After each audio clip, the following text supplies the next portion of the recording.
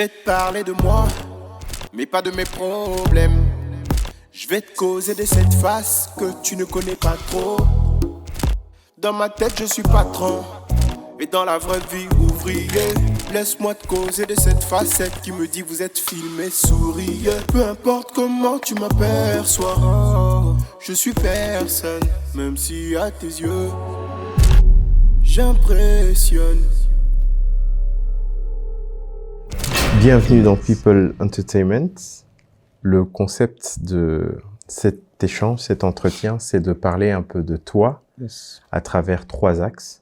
Parler de toi dans le passé, parler de toi aujourd'hui dans le présent, parler de toi dans le futur, voir tes projections, mais surtout conclure par ton message, ta philosophie de vie. C'est-à-dire que si tu avais quelques minutes pour parler à la terre entière, quel serait le message que tu passerais? Qu'est-ce que tu veux qu'on retienne de ta démarche? C'est un peu ça. La personne que je reçois aujourd'hui, je l'ai tout de suite remarqué par sa bravoure et son courage. Et c'est une personne qui a, à la même seconde, le regard à 3 endroits différents. Il ne supporte pas l'immobilité. Fort. Et ce qui m'a le plus touché, c'est qu'il a quelque chose de particulier avec la parole. C'est pour ça que j'ai pensé et j'ai estimé judicieux dans mon programme, dans le lancement de ce magazine, de l'inviter tout simplement. Et alors pour commencer, je demande toujours de te présenter de la manière la plus naturelle possible. Alors Inès, merci beaucoup pour ces mots. C'est vrai que tu m'as discerné vraiment. Je suis quelqu'un qui supporte pas être mobile. Ça me démange, comme on dit. Pour me présenter, alors comme je l'ai dit, je suis fils de maman Charlotte et papa Gibson. C'est mes parents qui m'ont éduqué. Et donc, je leur remercie premièrement pour leur investissement en moi. Parce que c'est grâce à eux que je suis qui je suis aujourd'hui. Tu as souligné quelque chose. Tu as dit que j'avais quelque chose avec la parole. Alors, c'est vrai que je suis leader dans l'église où je vais là maintenant, de la jeunesse, pour être plus précis.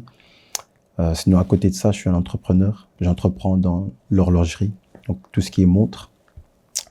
Et je suis aussi visionnaire de Tao, donc un mouvement de jeunesse que j'ai lancé l'année passée, par la grâce de Dieu, et ancien basketteur. Voilà, c'est Ruben, c'est moi. Ok. Ruben. Yes. Enchanté, Ruben. Enchanté, Inès. Ok, écoute, je commence toujours par poser une question très simple. Yes. Comment était le Ruben enfant? C'est m'envoyer dans le passé. C'est vrai que je suis pas si vieux que ça, j'ai que 30 ans. Le Ruben, jeune, très curieux. Très curieux. Très curieux. Je me rappelle de mon enfance vraiment à Paris, parce qu'on habitait aussi à Paris à un moment.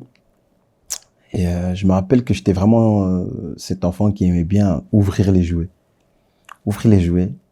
Et même les savons. C'était vraiment celui qui aimait chercher. Pas ce que je voyais, mais j'aimais toujours chercher au-delà de ce que je voyais pour comprendre qu'est-ce qui était caché tout simplement. Dans un savon, je me rappelle, petite anecdote, mon grand frère, il voyait que j'étais quelqu'un qui aimait beaucoup ouvrir les jouets, j'aimais bien les casser en fait, juste pour comprendre est-ce que dedans, par exemple dans une ambulance, est-ce qu'il y avait des bonhommes à l'intérieur ou pas du tout.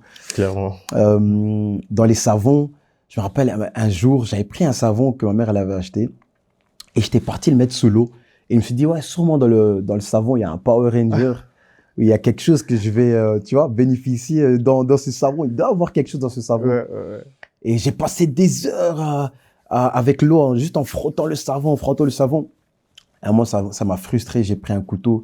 J'ai commencé à couper. Ouais. Malheureusement, il y avait rien à l'intérieur. Mais en fait, pourquoi je retiens cette partie de ma vie? Parce que même aujourd'hui, je vois que je suis toujours cette personne qui aime bien chercher au-delà de ce que je vois. Okay. C'est-à-dire comprendre, par exemple, OK, iPhone, ben, iPhone, pourquoi iPhone? C'est quoi l'histoire d'iPhone? Ouais. Qui est derrière iPhone? Et aujourd'hui, c'est ça qui caractérise ma vie. C'est-à-dire que même dans la parole, ben, j'aime bien chercher vraiment loin. Essayer de comprendre plus loin que ce que je peux comprendre direct, ou ce que je vois de premier abord. Exactement. Et alors, le Ruben à l'école, le début d'école, quel genre de petit écolier tu étais? Alors, très compétiteur. OK. Et là, je viens à l'époque où j'habitais à Anvers. Très compétiteur, je me rappelle, j'avais deux amis vraiment très proches et on faisait la course. Qui allait avoir les meilleures notes, tout simplement.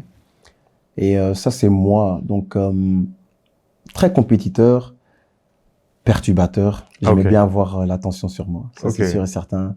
Quand mes parents ils venaient à la réunion des parents, c'est la première chose qu'ils entendaient. Ouais. Très intelligent, perturbateur et très créateur. J'étais aussi quelqu'un de très, comment je peux dire ça?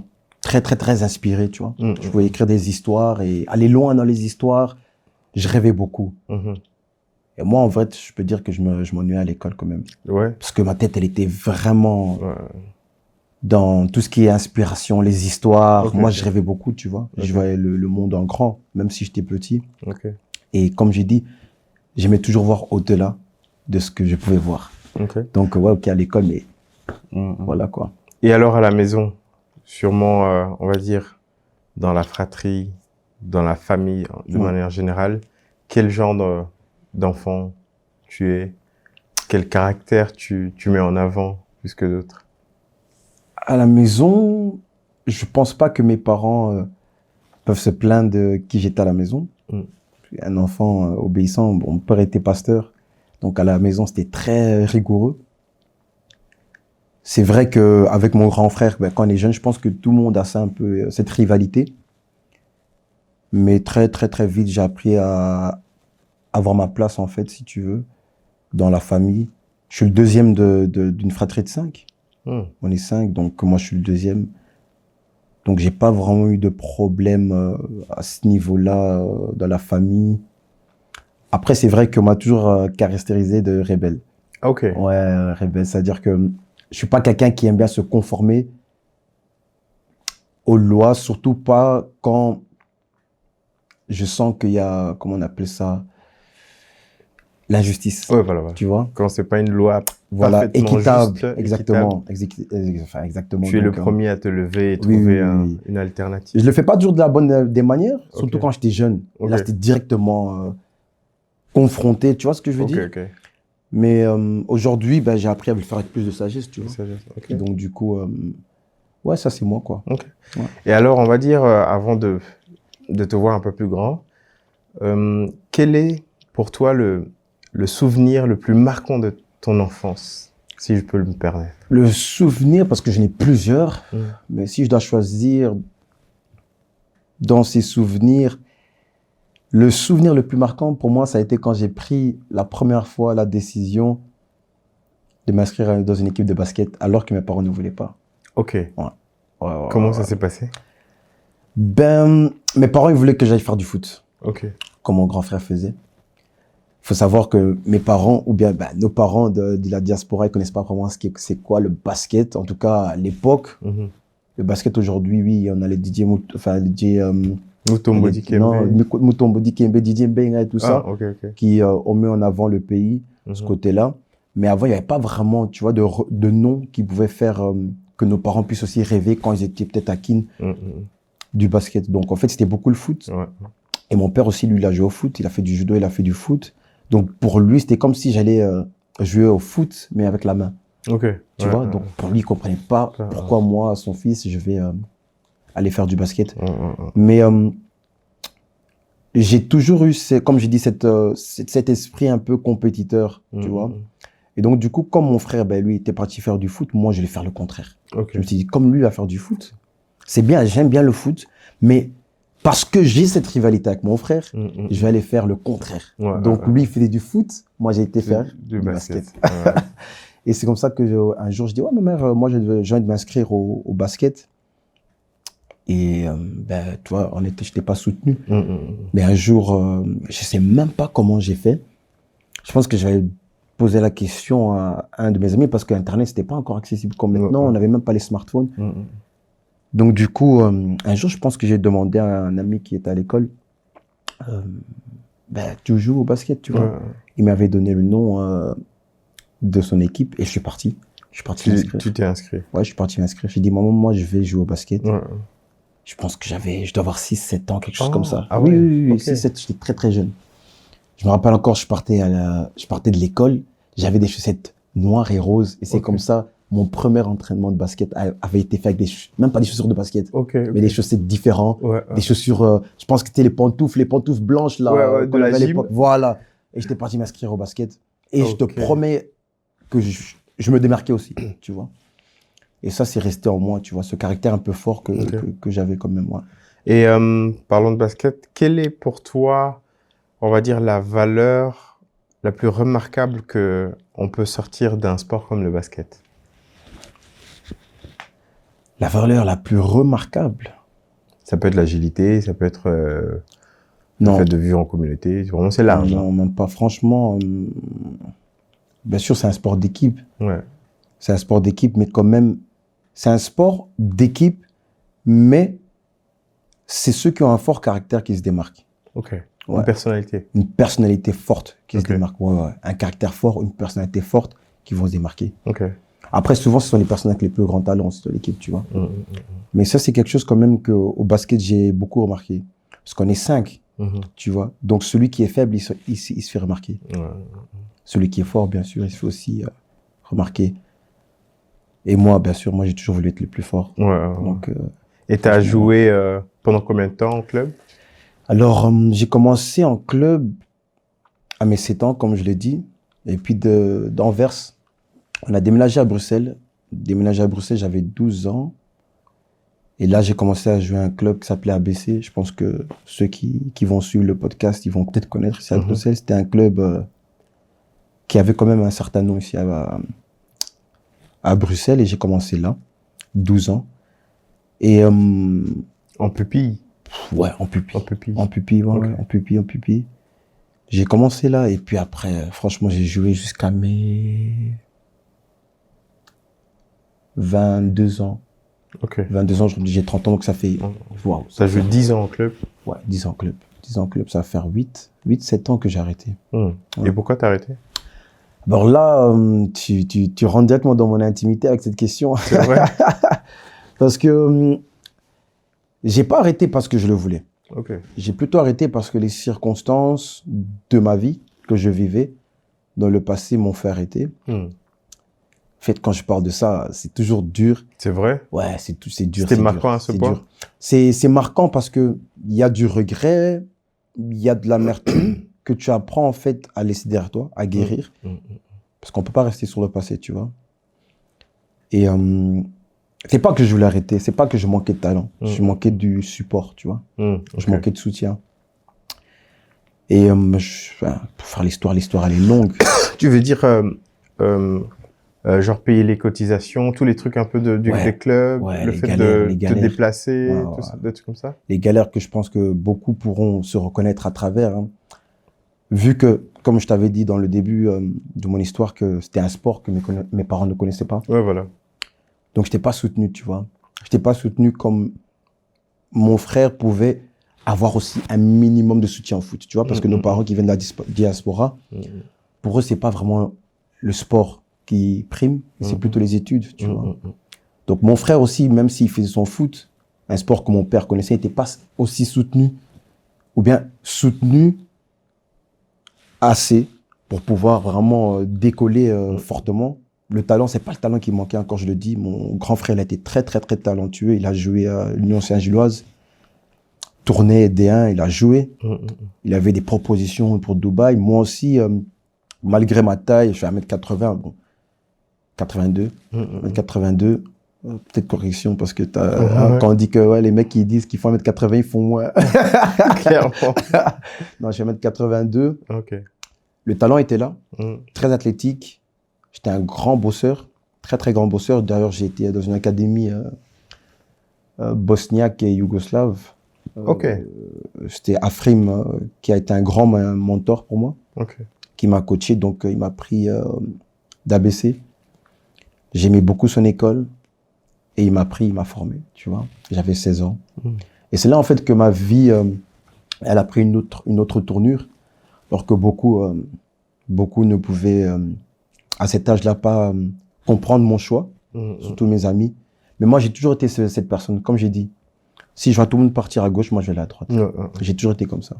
Et tu dis le mentor qui t'a pris, c'est quoi exactement? Tu es parti de ton club ABC? Je suis parti de mon club ABC à mes 15 ans, parce qu'en fait, je me sentais pas évoluer comme moi, je voulais évoluer, parce que j'aspirais vraiment à... Et tu as juste changé de club ici à Bruxelles, en Belgique, ou bien tu es parti... Non. Alors, pour faire l'histoire, ABC, c'est à Bruxelles. C'était à Bruxelles, j'habitais à Berchem-Setagat à l'époque. J'ai joué là-bas, ils m'ont formé, j'étais un grand bosseur. J'étais apprécié aussi des coachs, des personnes. J'ai fait beaucoup d'amis là-bas, des frères pour moi. Mais à un moment, j'ai senti qu'en fait, si je restais là, j'allais pas évoluer comme moi je voulais évoluer, parce que je visais plus haut. Et plus loin surtout aussi. Donc j'ai dû faire un choix, tu vois. Et j'ai fait le choix d'aller dans une académie d'une personne en fait qui était aussi à l'ABC, mais à un moment a dû quitter parce que il y avait des problèmes personnels en fait, des problèmes d'ego aussi, je pense, entre nos coachs. Et lui, il a décidé d'ouvrir sa propre académie. Tu vois, il avait une autre mentalité en ce qui concernait le coaching, le coaching et le basket. Et moi, j'aimais beaucoup sa vision.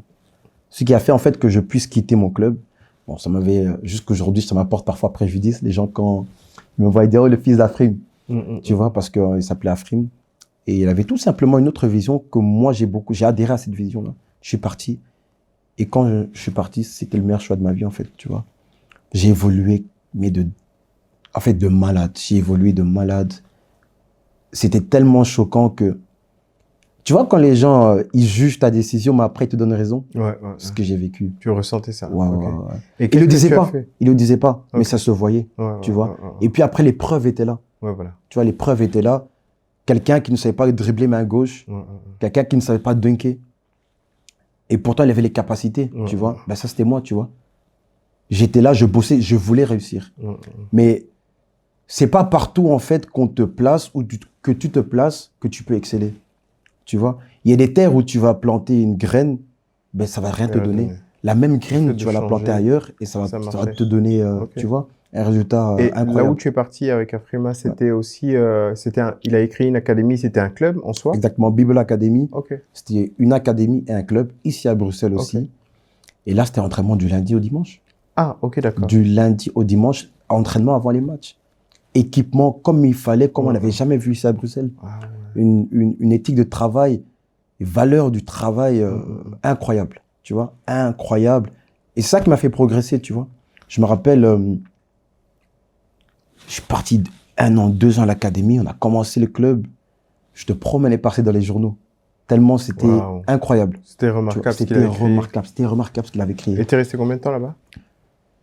Alors, j'avais 16 ans, je suis resté là-bas jusqu'à mes 21 ans. Après, il y avait beaucoup de propositions qui venaient à moi. J'avais des propositions pour Mons, parce que j'avais fait les tryouts, comme on dit. Et ils avaient vu, tu vois. Ils avaient vu qu'ah non, il a du talent.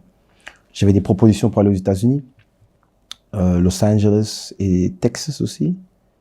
J'avais des propositions après en Détroit. Tu vois. Et qu'est-ce qui a fait que tu n'as pas pris les propositions? Tu es resté Manque de soutien. Manque de soutien. Et puis, il faut aussi se le dire que je me suis dit, je ne vais pas regarder à ces propositions-là maintenant. Je vais encore travailler. Et je me suis dit, en fait, comme un peu dans ceux qui ont déjà joué à 2K, ils vont voir qu'en fait, la première année, tu auras des offres. La deuxième année, tu as des offres aussi, tu vois. Et moi, dans ma tête, c'était celui-là, tu vois. Donc, je me suis dit que cette année-ci, j'ai des offres, c'est-à-dire que je fais un bon travail. La deuxième année, la troisième année, je vais aussi avoir un bon travail. Malheureusement, en fait, la vie, c'est pas comme ça, tu vois. C'est-à-dire que j'avais refusé des offres, j'avais refusé des écoles comme Mons, Belfius Mons à l'époque. J'avais refusé encore beaucoup d'offres, beaucoup de choses qui venaient à moi, je refusais. Et dans ma tête, je me suis dit, je vais travailler, je vais rester dans cette académie, je vais faire monter l'équipe. Et après, je vais aller dans un truc plus grand aux États-Unis directement, tu vois. Je me rappelle alors l'année de mes 22 ans, l'année où je partais de mes 21 ans à mes 22 ans, j'ai une blessure. Blessure de malade, dernier match. J'avais une offre pour une D3 qui allait commencer à me payer. Dernier match de la saison, un match qui compte même pas. Blessure monumentale. J'ai encore la cicatrice sur ma cheville. Tu vois. Et c'était un trauma, traumatisme de la cheville niveau 2. Une entorse exactement. Entorse niveau 2. Ok. Ils avaient sur la fiche là, médicale, traumatisme niveau 2. Comment tu entorse vis? niveau 2. Dépression directe. Dépression directe parce que j'avais même peur de... Comment on appelle ça? Tu vois, quand le trottoir, même de descendre d'un trottoir, j'avais peur. Courir, j'avais peur. J'étais traumatisé à un point parce que la douleur, c'était incroyable. Tu vois. Et je me rappelle que ma mère m'avait dit, ne va pas à ce match-là. Mais moi, têtu, j'étais à ce match-là, tu vois. Quand je suis revenu, je n'osais même pas dire à ma mère que j'avais l'entorse. Je n'osais pas dire. Et je me rappelle, je suis rentré à la maison après toute une journée. Donc, dis-toi que l'entorse, ça s'est fait à 10h. J'ai dit, je peux pas rentrer à la maison. J'ai dit, si je rentre à la maison, ma mère va me tuer. Toute la journée, je reste dehors avec l'entorse. Mais là, déjà, été mon erreur. Tu vois, parce que ma cheville, elle avait triplé en volume. Je rentre à la maison, je dis à mon grand frère, je dis, Enoch, regarde. Maman, elle avait dit que je devais pas aller à ce match parce qu'il y avait quelque chose de mal qui a même arrêté. C'est bien, nos mères sont sensibles. J'arrive à la maison, une grosse cheville. Ma cheville, elle était mauve. On voyait, tu vois, on voyait tous mes nerfs, tout. On les voyait, les vaisseaux sanguins, on les voyait éclater, en fait, dans la cheville, contre ma peau. Ma mère, elle s'est fâchée, elle a dit, moi, je t'accompagne pas à l'hôpital. Mon père, pareil. Oh là là là là là.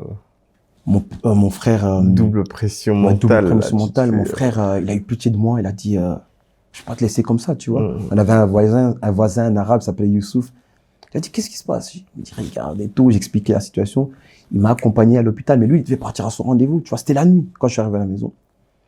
Dis-toi, Enes, je suis parti, il était 21h à l'hôpital. C'était quand j'habitais à Berkham, Sainte-Agathe. Donc, c'est-à-dire que l'hôpital, c'était Gare de l'Ouest, Sainte-Anne. Ok. On arrive à Sainte-Anne. Je quitte Sainte-Anne à 3h du matin, 4-5h du matin. Il n'y a plus de transport. À l'époque, Uber, je pense que ça n'existe pas. Ça n'existait pas, ou bien en tout cas, ça existait, mais les moyens, en tout cas, de payer un Uber, zéro. Du coup, même les béquilles ne m'avaient pas donné.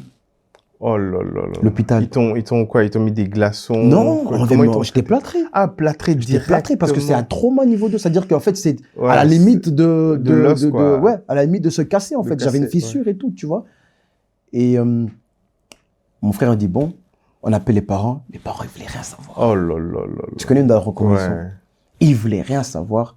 Et c'est mon grand frère, je m'appelle, donc de Sainte-Anne. La nuit, il était 3-4 heures du matin. Il m'a dit, bon, tu sais ce qu'on va faire? On va prendre la route petit à petit et on va arriver. J'ai sauté. Il me tenait. Quand j'arrivais plus, on se reposait. Parfois, il me portait quand il pouvait. Mais lui-même, en fait, à ce moment-là, il avait un claquage. Oh là là. Ouais, il était à l'Union Saint-Gilloise, il avait un claquage. Donc, il ne pouvait pas me porter, tu vois. Donc, en fait, il faisait comme il pouvait. On arrivait à la maison, j'avais une haine noire. Quand je te dis une haine noire sur mes parents, incroyable. J'avais une colère impossible. En fait, pas possible, parce qu'en fait, premièrement, mon contrat D3, il était tombé. Tu voyais tout s'effondrer. Tout s'effondrer. Mon contrat D3, mes parents qui veulent pas me soutenir et qui me soutiennent depuis même pas jamais. Dans la douleur. Tu vois, et la douleur et tout.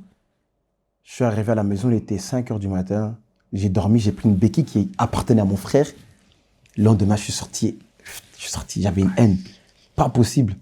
Et en fait, pourquoi je te parle de cette histoire? En fait, parce que c'est là, en fait, que ma vie, elle a pris une tournure. Ouais, ça, c'est clair. Toi, j'ai même du mal à parler parce que, en fait, toi, pendant que je te parle, les émotions, ils sont encore là. Tu revis, en fait. Je te jure, c'est vraiment ça. Le dernier match qu'il fallait pas, tu sais pas pourquoi. Laisse tomber. Okay.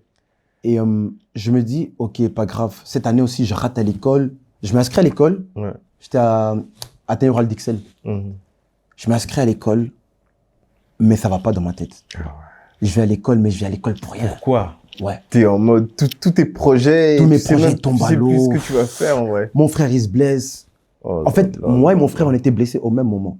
Tu vois? Il n'y avait pas un jour où lui, ça allait, et moi, ça allait. Lui, il était blessé, moi, je me blessais. Parfois, on se retrouvait à deux à la maison, on rigolait. Parce qu'on dit, c'est pas possible. Toi, tu t'es blessé. Ouais, moi, tu vois? Alors que lui, il faisait du foot, moi, je faisais du basket.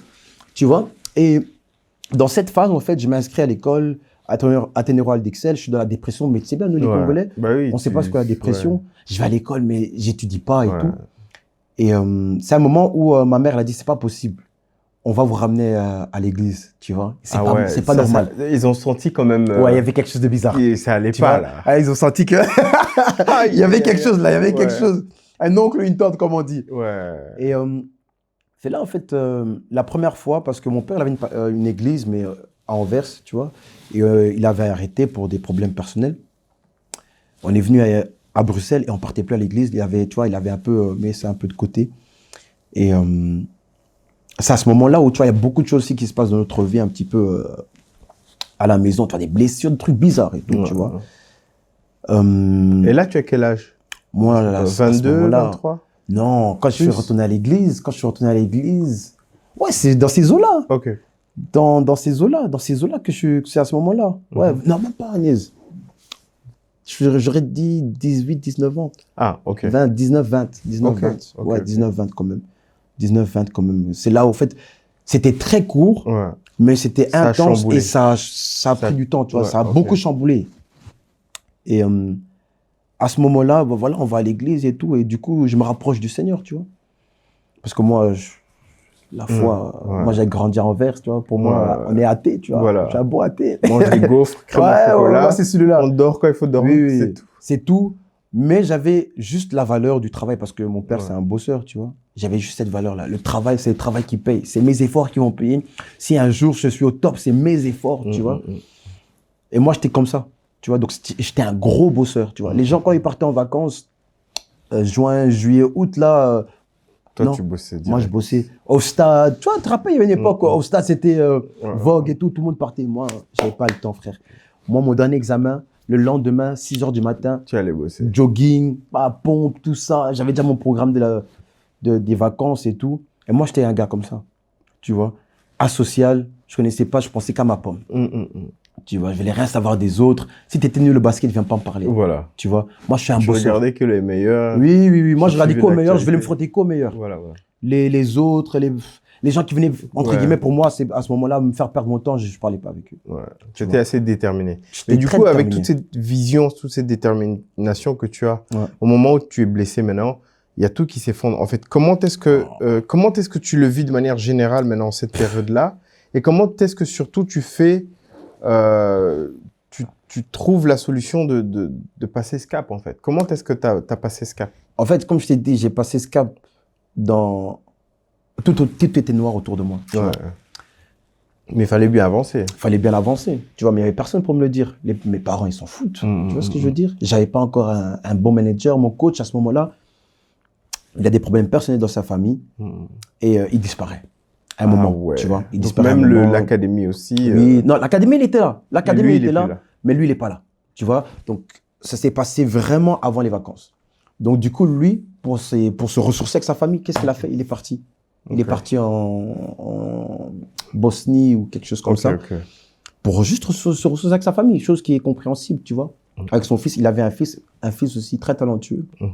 Donc j'ai compris, il m'avait laissé un programme, une farde, tu vois, avec les exercices que moi je devais faire. Donc en fait, pour moi, j'avais juin, juillet, août préparé.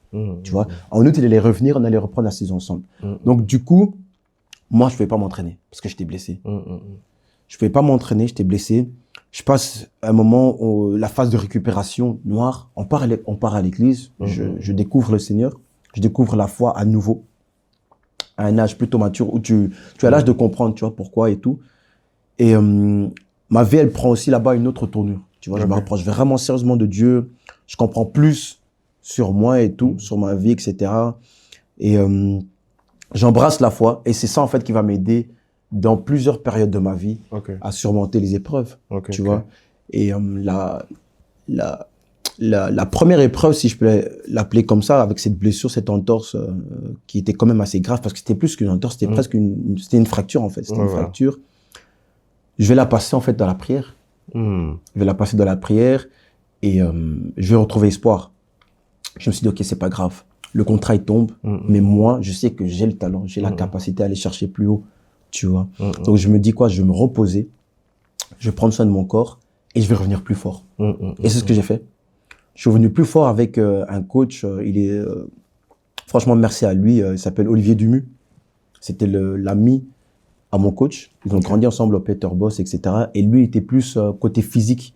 Tu vois, donc, c'était vraiment un coach qui m'avait remis sur pied sérieusement. Donc, c'est-à-dire qu'en fait, cet été-là, je te promets, Inès, je me suis pas laissé le temps de me reposer. Je me suis reposé, je pense, 3 semaines, 1 mois, mais avec la blessure, parce que maintenant, j'avais attrapé une tendinite. Il y avait encore la blessure. J'étais encore fragile, même mentalement. Je partais tous les jours, quand j'étais rétabli, en tout cas, à Louvain-la-Neuve. Et lui, il était coach là-bas, dans un gym fit. OK? Et j'ai dit, coach, moi, j'ai pas envie d'arrêter maintenant. Je vais tout faire, tu me retapes. J'avais pas d'argent. Tu sais bien, moi, j'étais tellement dans le basket que je ne connaissais même pas c'était quoi un job étudiant. C'est ça. Je ne regardais pas cet argent-là pour frimer, tu vois, pour montrer que moi, si je suis là. Je connaissais pas ça. Moi, je connaissais que le sacrifice. Le sacrifice, ça paye, tu vois. Donc, ce que je vais faire, en fait, je vais me mettre à fond à m'entraîner chaque jour. Louvain-la-Neuve. Et Inès, je reviens tellement plus fort qu'à un moment, il y avait ce qu'on appelait des camps de recrutement à Anvers. Je vais là-bas, je suis sans club, j'ai que l'académie, mais mon âge, ça partait, tu vois. Donc l'académie, à un moment, il faut qu'ils cherchent des opportunités pour moi et c'est ce qu'ils faisaient. Mais moi, j'ai commencé à participer à des camps d'enterrement. C'était pas encore ma mort, en tout cas, de ma carrière. Des camps d'entraînement, de recrutement, où ils venaient dénicher des talents. J'étais tellement revenu au top physiquement que c'était incroyable. C'était incroyable. Je pense que j'ai encore des vidéos. Si je te montre là, je dunkais à 2 mains. Une main. 1 mètre. Je pense que, parce que j'ai encore continué à grandir après, j'étais à 1m77, quelque chose comme ça. 76, même 75 à ce moment-là. Je te promets, je claquais en fait, j'ai des moulins. Je dunkais de loin. Explosivité de dingue. J'avais juste perdu un petit peu dans ce qui est mon toucher shot, mais même, c'était pas vraiment une lacune. Rien, non, j'étais là. Tu mettais au dribble, j'étais là. Tu mettais au shot, j'étais là. C'était peut-être pas comme avant la blessure, mais j'étais présent. C'est-à-dire qu'on peut compter sur lui. On va me faire la passe. Explosivité, laisse tomber. Et il y a un coach qui va me recruter. Je garde son nom. Faut quand même qu'on reste professionnel. C'est quelqu'un qui va me recruter dans une D1, Kangaroosbond Willebroek. Et donc, c'était mon premier contrat professionnel que j'allais signer. Kangaroosbond Willebroek. Et j'étais content. Mais je savais pas en fait ce qui m'attendait après. Tu vois. J'ai été recruté. Le coach Bouche B. Bouche B de mon temps. Il me dit, c'est pas possible.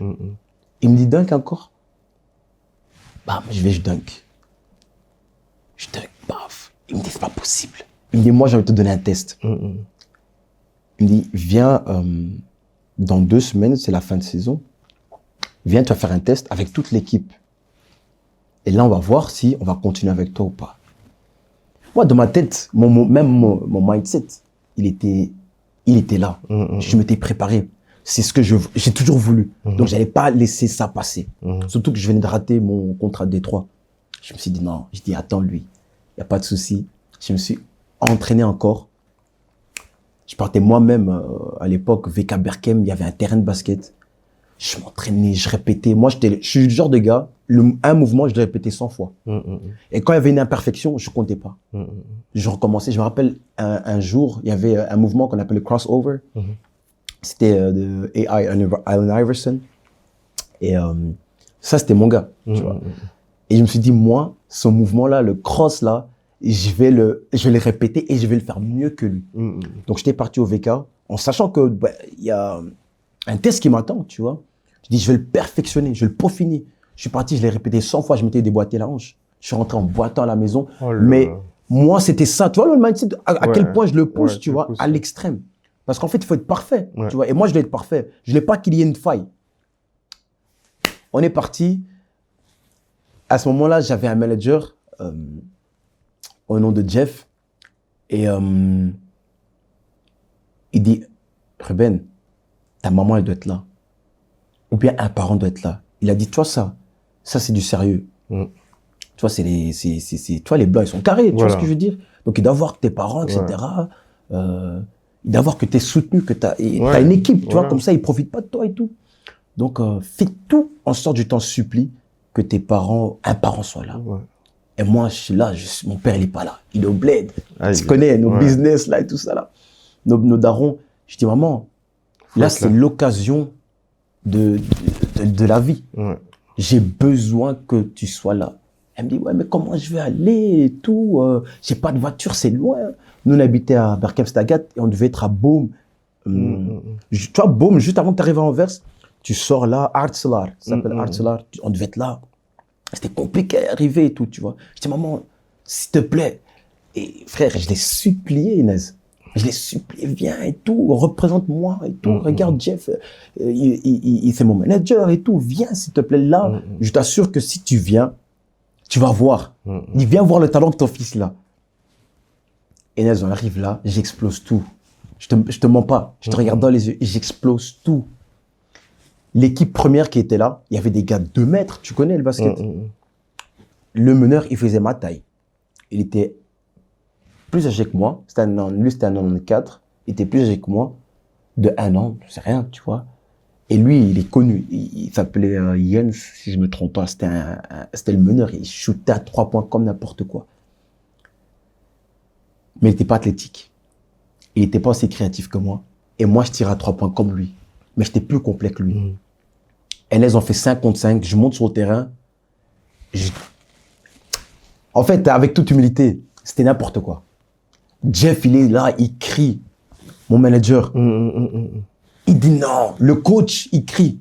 Tu sais, en fait, dans le basket, il y a différents types de jeux. Moi, j'avais un jeu américain, mais quand même avec une mentalité belge. C'est-à-dire, tu vois, la mentalité belge, c'est vraiment passe-passe, stratégie. Tout le monde est égal. Il n'y a pas un qui est plus que l'autre. Tu vois, système, exactement. Moi, ce système, je le comprends. Mais comme je t'ai dit, moi, j'ai un fort caractère. Tu vois, moi, je ne vais pas être comme tout le monde. J'ai jamais voulu être comme tout le monde. T'as capté? C'est-à-dire que tout le monde va à gauche, moi, je vais à droite. Et ce jour-là, je dis quoi? Ça, c'est comme si on tend le contrat. Et moi, je commence à négocier parce qu'on est tous. Non, je dis non. J'ai éclaté le truc. Qu'est-ce qui se passe ce jour-là? Tout le monde est choqué. L'équipe même me regarde, c'est quoi? Tu as ton contrat? Je dis, frère, bien sûr. Il m'a fait signer. Maman est là? Maman est là, elle regarde, elle dit quoi? Elle appelle mon père, elle appelle l'oncle et tout qui devait venir, qui nous avait déposé. Elle dit incroyable et tout. Elle me dit, mais comment toi t'es petite taille comme ça? Mais tu joues? Tu vois? Je dis, oh maman, moi je dis, depuis que j'ai commencé le basket, c'est comme ça. Tu vois? Même quand j'étais parti m'inscrire, j'appelle à l'équipe de Rode Loop, à Merckx, à Anvers. Et là, je me démarquais. Pas parce que j'avais les chaussettes différentes. Elle le découvre ce jour-là. Elle le découvre ce jour-là. Et comment alors ça se passe finalement, maintenant tu rentres, tu signes. Je signe. Comment ça se passe alors? Je signe à mes 21 ans. Ok. Faut savoir que j'allais être diplômé aussi cette année-là. Je signe et tout se passe bien. Juste une seule chose. Pose-moi la question, c'est quoi maintenant? Qu'est-ce qui bloque encore? Le soutien. Aucun soutien. Ma mère, elle vient, mais après, elle est plus apte à de venir me soutenir. chaque fois. Et comment elle va me déposer? Elle n'a pas de voiture. Mon père, il s'en fout, il n'est pas là. C'est-à-dire que moi, à mes 21 ans, j'étais en train de sortir de l'école secondaire. Et aller là-bas. Je sortais de l'école, j'étais à André Thomas Forêt. Je partais avec mon sac à la gare du Nord. J'attendais le bus 500 qui venait ou parfois ne venait pas. Et là, on était en pre-season. C'est-à-dire que la saison n'avait pas encore commencé. Et là-bas, ils ont remarqué direct. Ils ont remarqué direct.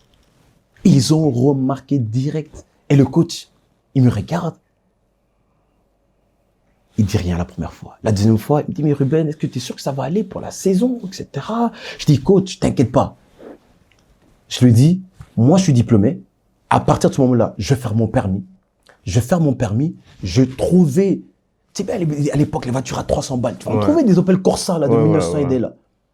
Moi, j'avais déjà tout un plan dans ma tête. L'essentiel, c'est que j'arrive à l'entraînement. Et que j'explose tout. Je fais 1 an là. Et puis après, je vais aux États-Unis.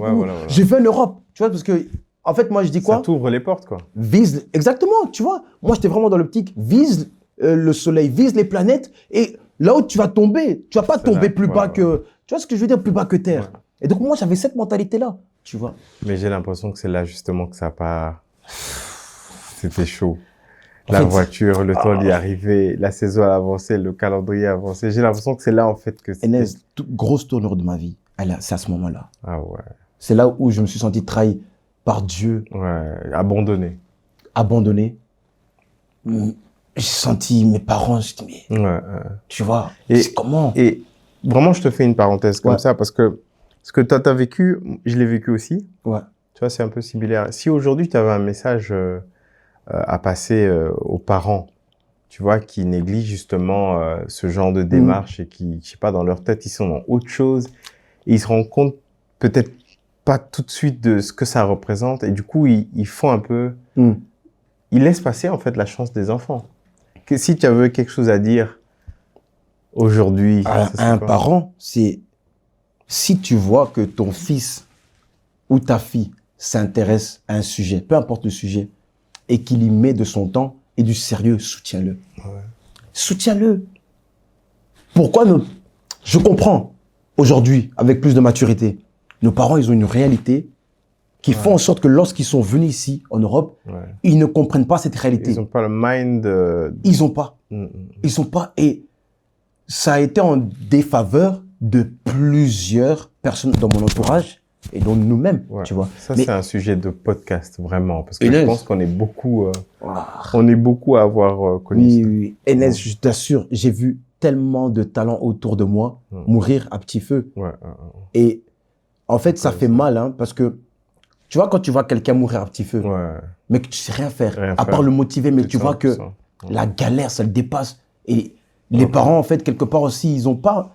Et c'est comme s'il leur manquait un pouvoir. Ouais, voilà. Tu vois? De juste, en fait, le fait de comprendre. Pourquoi mon fils, il joue au basket? Viens voir. Tu vois? Pourquoi mon fils, il aime bien faire du théâtre? Va voir. Tu vois? Ne juge pas de loin. Parce qu'il y a une phrase quand même qui, moi, m'est restée, tu vois? Et j'ai dû un peu guérir de ça, tu vois? C'est mon père qui disait, moi, je suis un responsable, je peux pas venir là-bas. Tu peux pas venir voir ton fils jouer. C'est ça. Tu vois? Ça coûte rien. Bizarre, Tu vois? Ça coûte rien.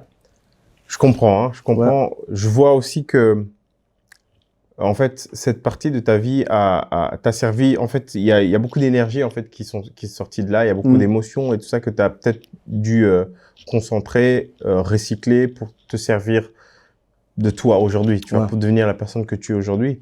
Et là, maintenant, on va un peu parler de ton présent, tu vois, vraiment de l'actualité maintenant. Aujourd'hui, finalement, comment est-ce que tu t'en sors avec cette expérience? Comment tu t'en es servi pour être la personne que tu es aujourd'hui? Ben, il y a une phrase peut-être cliché pour certains, mais une phrase qui est forte, qui est puissante, tu vois. Elle se retrouve dans la Bible. Elle dit « Chaque chose concourt au bien de ceux qui aiment Dieu. » Tu vois. Et il y a une autre phrase qui dit « J'ai formé sur vous des plans de bonheur et non de malheur, afin de vous donner de l'espérance, une vie. » Tu vois. C'est-à-dire qu'en fait, j'ai compris que ma vie ne s'arrêtait pas aux malheurs qui ont pu arriver dans ma vie quand j'étais plus jeune. Et qu'il faut se relever et chercher les plans de bonheur. Tu vois. Moi, à l'époque, là, je croyais que le plan de bonheur pour moi, c'était justement ma carrière dans le sport, etc., mes études, etc. Parce que j'aimais bien aussi étudier. Tu vois, je faisais du transport et logistique management. Et j'avais déjà tout un plan carré. Tu vois, comme dans le basket, j'avais déjà tous mes idées faites. Et en fait, à ce moment-là, c'est quand même important en fait que les gens comprennent que quand tout est tombé à l'eau, j'ai eu une phase de dépression qui a duré 6 ans. Ok. Et pendant 6 ans, en fait, j'étais perdu. J'avais une perte qu'on appelle une perte d'identité. Parce que je savais plus qui, en fait, j'étais, qu'est-ce que je pouvais encore faire. Parce que pour moi, j'avais concentré tellement de force et d'énergie sur le basket du lundi au dimanche. Une personne qui fait ça pendant plusieurs années. Tu vois. Et les études, ça fait partie de ma vie. Normal, tu vois. Il faut avoir ce diplôme, il faut, tu vois, nos parents, tu connais. Donc, en fait, je m'étais construit une identité par rapport à ça. Mais en fait, c'est là que la foi, c'est quand même important. Tu vois. Parce que la foi, elle m'a fait comprendre que, en fait, cette identité que moi, je m'étais créée, c'était une identité qui était biaisée en fait. C'était pas moi.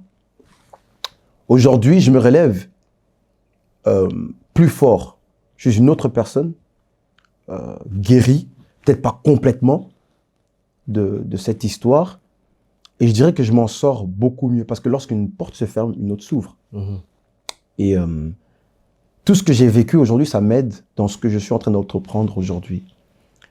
Je pense pas que si je n'étais pas passé, je pense plutôt que si je n'étais pas passé par là, je ne serais pas la personne que je suis aujourd'hui. Ça m'a formé, comme on dit, it shaped me, tu vois, it gave me a form. Ces malheurs m'ont poussé à chercher Dieu. Et en Dieu, j'ai compris qui j'étais, ma véritable identité. Tu vois? Et aujourd'hui, alors, tu te définis comme un homme de Dieu? Je me définis pas comme un homme de Dieu.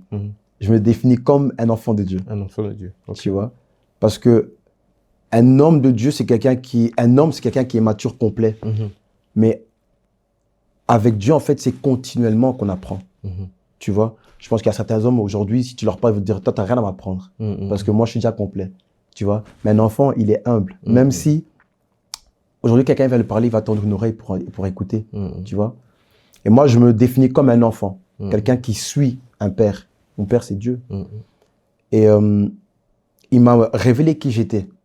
Et en se révélant à moi, il m'a révélé, bien sûr, mon identité en Christ. Parce que la Bible nous dit aussi ça. Elle nous dit que notre identité est cachée en Christ, en Dieu. Tu vois? Donc, le fait que je suis parti vers lui, bien avant, bien sûr, que les malheurs se passent, mais avec les malheurs plus intensifiants ou intensifiés, j'ai intensifié ma relation avec lui et j'ai pu comprendre qui j'étais et je vais t'en parler tout de suite. Comment en fait... Qui tu es. Qui je suis exactement. C'est vrai que comme je t'ai dit, à l'époque, j'aimais bien chercher. Tu vois, j'aimais bien chercher dans les profondeurs, ouvrir, disséquer un petit peu les objets que j'avais entre les mains. Et en fait, durant les 6 ans, j'ai eu le temps de disséquer qui j'étais pour Dieu. Et en fait, c'est là que je m'engage dans beaucoup de retraites personnelles pendant 6 ans, essayer de comprendre réellement la foi. Donc, c'est-à-dire que je me suis beaucoup aventuré à comprendre les philosophes, à beaucoup de choses, en fait, tu vois. Je vais comprendre si, en fait, le fait que je sois attiré au christianisme ne soit pas quelque chose, en fait, qu'on m'a indoctriné et je suis simplement comme ça, non. Je vais quand même avoir ma propre opinion et faire mon propre choix. Comme je t'ai dit, je suis quelqu'un, exactement. Je suis pas quelqu'un qui aime bien suivre la meute comme ça. Et donc, même si c'est vrai, mon père était pasteur, et je suis sûr et certain que l'héritage spirituel que mon père a, c'est quelque chose qui m'impacte aujourd'hui et qui a fait aussi en sorte que je puisse suivre ses voies. Parce qu'on pourra parler de ce sujet-là, c'est aussi un sujet très, très, très fort. Mais ça m'a beaucoup aidé et comme j'ai dit, c'est ça qui a fait en sorte qu'aujourd'hui, en me rapprochant de Christ, j'ai compris en fait que j'étais pas seulement Ruben qui savait jouer au basket ou étudier. J'ai compris en fait que Ruben, c'est aussi quelqu'un qui aime bien lire et écrire. C'est quelqu'un qui est très créatif et qui aime bien entreprendre. Et donc, en fait, la première chose que Dieu va me révéler, c'est cette marque de montre que tu connais déjà, qui s'appelle Gregorio. Gregorio qui vient du grec, qui veut dire veiller. Et c'est une marque de montre qui existe depuis 2021, déjà. Comment cette marque de montre est venue à moi? Simple. J'ai donné mon temps à Dieu et il m'a redonné son temps. Il m'a donné du temps. Comme je le disais auparavant, j'ai fait des retraites de prière. J'étais à la recherche et j'étais en train de dire, Seigneur, tu as dit dans ton livre, dans ta Bible, que bien avant que tu fusses dans le ventre de ta mère, je te connaissais déjà. Et je t'avais appelé, je t'avais établi prophète des nations. Il parle comme ça à Jérémie. Et en fait, quand je commençais à méditer là-dessus, je me suis dit, oh, mais Seigneur, si tu as dit à Jérémie, un homme comme moi, que bien avant que tu fusses dans le ventre de ta mère, je te connaissais déjà et que tu avais établi une fonction, un appel dans sa vie, c'est que pour moi aussi, tu as ça. Et puis tu as dit que j'ai formé sur toi des plans de bonheur et non de malheur, afin de te donner une espérance, une vie. Donc en vérité, tu as une vie pour moi, tu as de l'espérance pour moi. Parce que moi, j'avais perdu toute espérance. J'étais vraiment dépressif, je voulais partir d'ici. Je voulais plus vivre dans ma famille. Je voulais partir loin de tout, tu vois, me refaire une nouvelle vie. Tu vois, parce que je me suis dit, mais Seigneur, comment ce genre de malheur, il y a encore d'autres malheurs que je t'ai pas dit, tu vois, qui me sont arrivés. Tu vois? Comment ces malheurs me peuvent m'arriver alors que tu dis que tu me connais? Et là, en fait, a commencé une quête. Et un jour, après une prière, je vais m'endormir. Et quand je m'endors, il y a une voix qui me parle et qui me dit, tu vas commencer une marque de montre. Mais cette marque de montre, ce sera une marque de montre chrétienne. Et il me donne encore d'autres instructions, mais que je mets en réserve parce que j'ai pas encore commencé cette deuxième partie. Mais de ce que je comprends, en fait, c'est en fait ta ligne directrice et l'étude que tu as poussée est vraiment en rapport avec le temps qu'on accorde à Dieu et le temps que Dieu nous accorde. C'est un peu ce rapport-là? Ben, oui et non, parce qu'en fait, à ce moment-là, précisément dans ma vie, c'était vraiment très large, mes études, tu vois. Mais je me suis dit quoi? Je me suis dit, je vais accorder le temps à Dieu cette année. S'il n'y a rien qui se passe, moi, j'arrête. Ah, Tu vois un peu? D'accord. Et je me rappelle, j'étais parti à un programme de prière.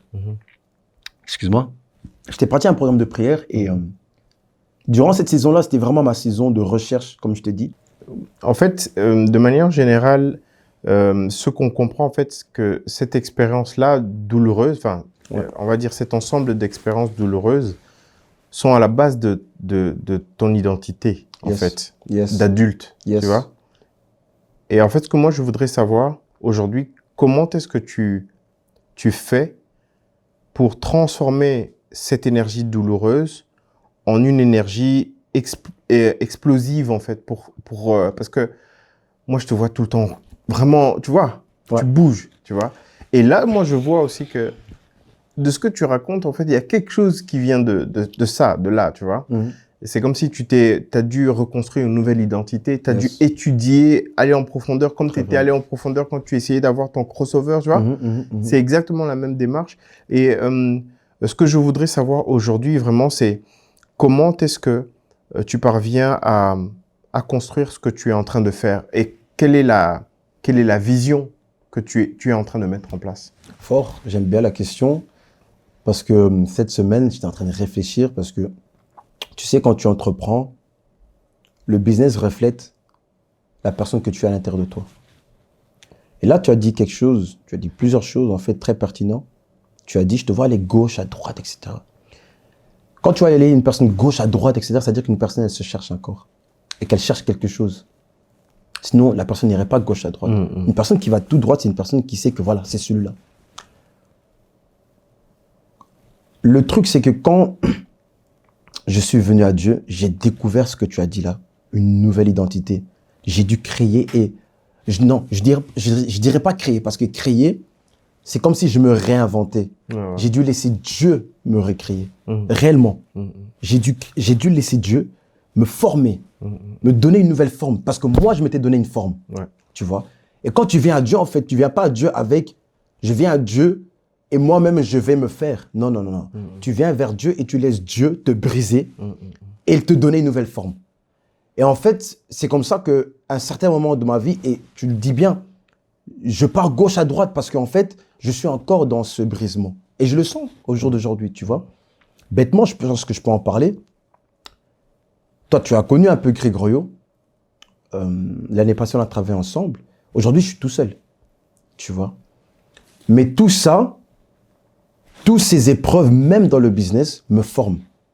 Parce que dans ma tête, en tout cas, l'ancien Ruben, l'ancien homme, n'avait pas ce truc de entreprendre comme tel, surtout pas dans un domaine inconnu.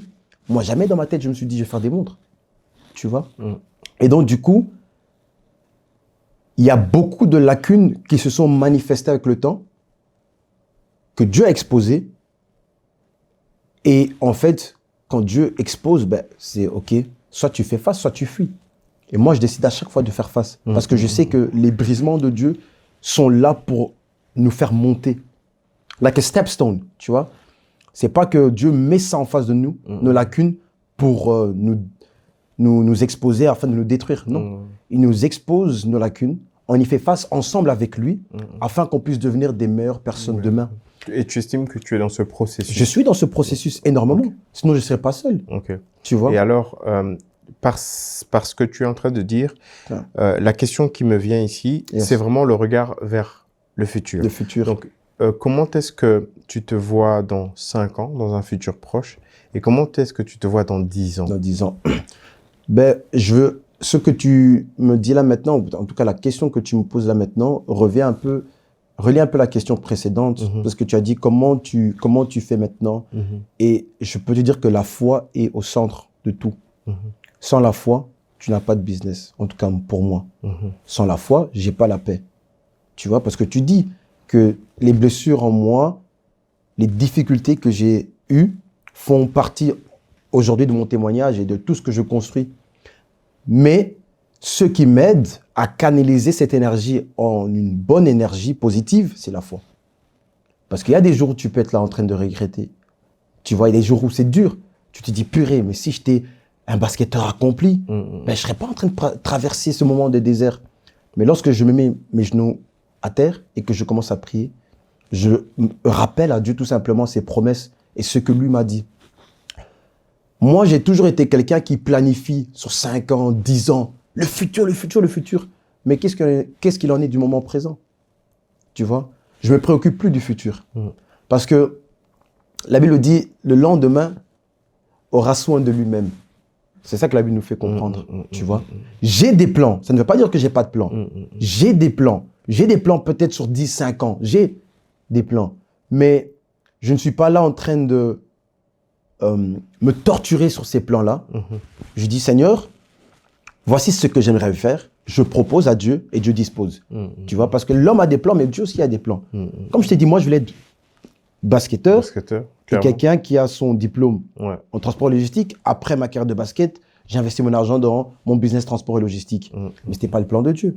Le plan de Dieu pour lui, c'était, attention, ça c'est ton plan, mais tu n'as pas encore entendu ou écouté en tout cas mon plan. Lorsque je suis venu à Dieu, il m'a proposé un autre plan que j'ai pas encore touché, mais que j'ai vu. Tu vois, parce que la Bible nous fait comprendre qu'on voit non pas avec les yeux physiques, mais avec les yeux de la foi. Tu vois, et avec les yeux de la foi, j'ai pu voir. Et lorsque j'ai dit j'ai pu voir réellement. Tu vois, j'ai pu voir réellement par des visions et des songes, etc. Là où Dieu m'attendait. Maintenant, voilà, Dieu te fait voir, comme il a dit à Abraham, sors de la maison de ton père, va dans une terre que je te montrerai, et de là, je te ferai père des nations. Mais entre le départ d'Abraham et l'arrivée, il y a des épreuves. Et les épreuves, ça, Dieu ne te montre pas. Tu vois? Et c'est la foi qui va te ramener jusqu'à la terre promise. Clairement. Tu vois? Et ce que j'aime bien, c'est dur, hein? C'est très, très dur. Il y a des jours où j'ai envie d'abandonner. Tu vois? Il y a des jours où... En fait, je pense que j'ai tellement pleuré que tu pleures au fond de toi, mais les larmes ne coulent pas. Ils restent là, tu vois?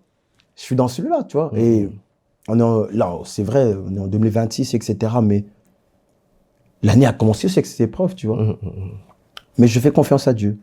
Que dans 5 ans ou dans 10 ans, les plans que moi je lui propose, il me laisse quand même un peu d'espace aussi pour, tu vois, pour les voir, tu vois. Mais je mets plus mon cœur, je penche plus mon cœur sur les plans de Dieu. Tu vois, dans ma vie. Très bien. Voilà. C'est bien compris. Alors, j'en arrive à ma dernière question et je pense que là, j'ai déjà des éléments. Yes.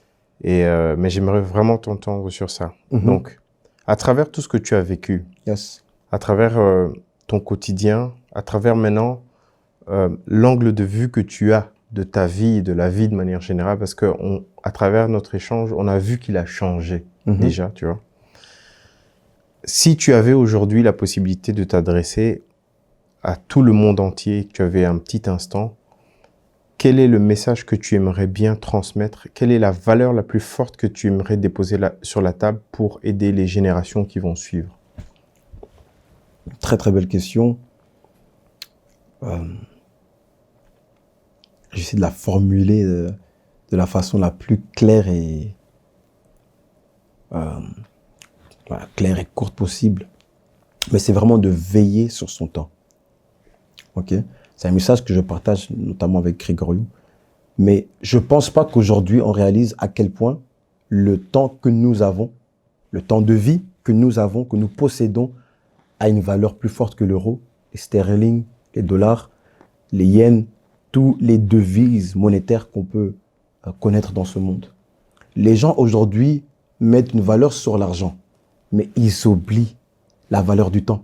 Il faut savoir une chose, si ton temps s'arrête, ta vie s'arrête. Les euros, les dollars, etc. n'auront plus, à tes yeux en tout cas, dans cette vie, the next life, vont te servir à rien. Donc en fait, Matthieu 24, 42 nous dit, veillez parce que vous ne savez pas lorsque le temps de la moisson sera. Vous ne savez pas.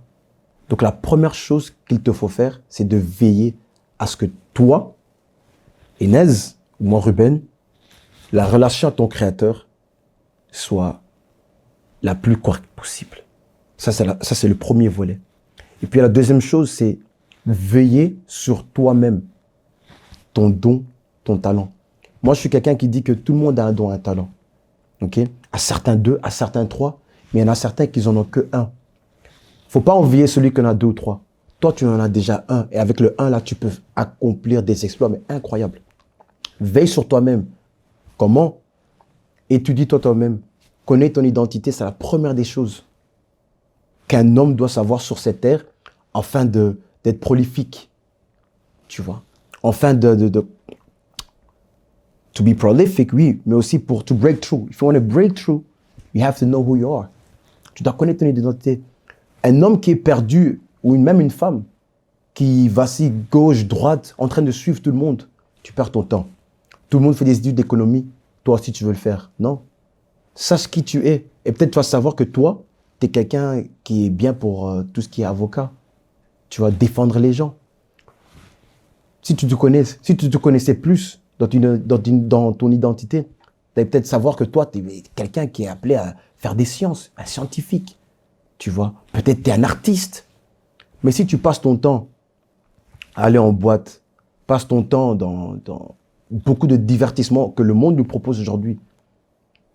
Moi, je suis pas contre, hein, parce que moi-même, à un moment, quand j'étais dans ma dépression, j'ai testé, mais j'ai vu que c'était pas pour moi.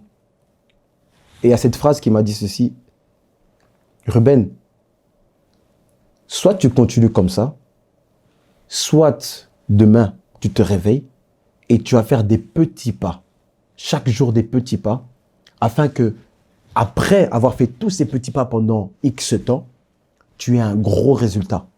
Quand j'ai entendu cette voix me parler dans ce sens-là, mon choix a été fait. Mon choix a été fait. J'ai dit, moi, Ruben, je vais faire des petits pas chaque jour, même si c'est dur. Mais je sais qu'à la fin, j'aurai un gros résultat. C'est comme ça. Très bien. Donc, si je comprends bien, tu étais né, en fait, pour devenir un grand basketteur, selon ta volonté. Selon ma volonté. Mais Dieu ne t'a pas permis de passer le cap, en tout cas d'évoluer sur ce chemin-là, parce que, à travers tes parents, ils ne te montraient pas le soutien qu'il te fallait. Tandis que lui savait exactement que tu devais passer par là, par peut-être une déception, peut-être une souffrance, pour pouvoir être face à la personne que tu étais réellement. Et grâce à ton passé, en fait, tu es devenu finalement, on va dire, tu t'es réinventé. Yes. Tu as fait un upgrade de ton identité. Et cet upgrade-là, en fait, n'a pas... S'il y a un champ lexical, s'il y a un mot qui doit résumer, en fait, le upgrade identitaire que tu es à travers cet échange, moi, je l'ai entendu à travers le mot de la foi. Je pense que tu es un des jeunes les plus clairs et le plus, on va dire, clairement le plus affirmant. Tu vois, tu affirmes clairement la présence de la foi dans ta vie. Et c'est ça que tu es en train de transmettre au jour le jour autour de toi. Et moi, j'ai été clairement, à un moment donné, touché par cela. Et je pense que il y a le nerf de la guerre, en fait, à travers la foi, tu veux nous faire comprendre que c'est bien d'avoir la foi, mais sache que tu n'as pas 10 000 ans Bien sûr. pour l'expérimenter. Fort. Donc, il faut tenir compte de la montre que je t'offre pour savoir à quel moment l'aiguille va s'arrêter pour ta vie. Fort. Et tu dois Wow. transformer la foi que tu as en la mission de vie que Dieu t'a donnée. Exact. J'espère que je ne me suis pas Ah trompé. non, c'est magnifique ce que tu as dit. C'était Enes Christian dans People Interview. Merci. Ah, magnifique ce que tu as dit à la fin. Très fort, très fort, très fort, très fort. Très fort, très fort. Merci beaucoup.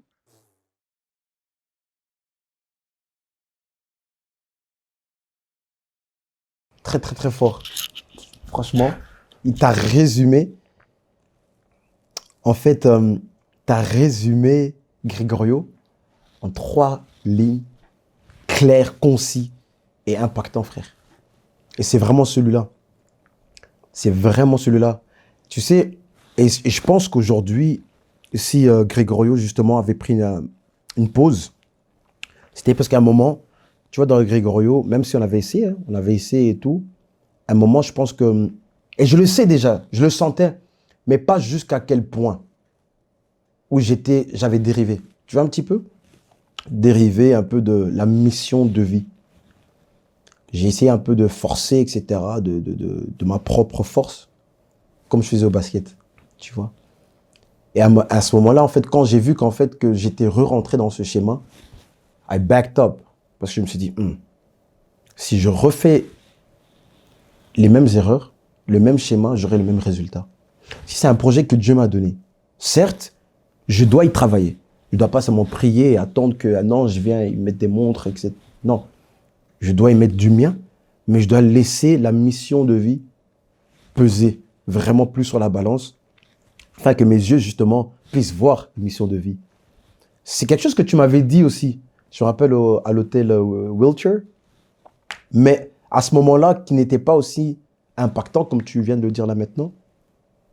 Et là, en fait, ça donne un sens carré et vraiment clair sur ce, en fait, que je dois faire réellement. Ouais. Tu vois, et je dirais d'avoir des échanges, comme on vient de faire là maintenant, comme ça, plus souvent,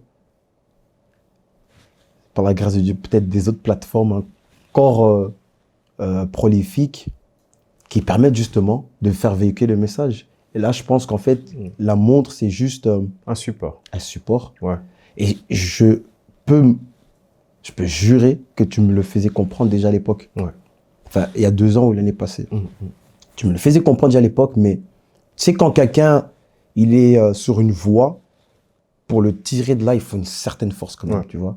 C'est pas que je comprenais pas, mais comment... Le temps, Le temps, en fait, ouais. tu dois entendre une fréquence, c'est la bonne altitude Yes. et la bonne longitude et la bonne latitude. C'est ça la fréquence. Donc, c'est-à-dire que quand tu es en train de chercher une information, des fois, tu es au même niveau que l'info, mais tu n'es pas à la même allée. Ouais, tu vois, donc tu es là, tu vois le truc et tout. Il faut vraiment attendre d'être au bon niveau et à la bonne allée pour capter l'information. Et moi, en fait, en résumé, si je dois dire une chose, il faut le voir comment. Moi, je te vois comme le pasteur qui prie pour les montres des gens. Tu vois, plus tard.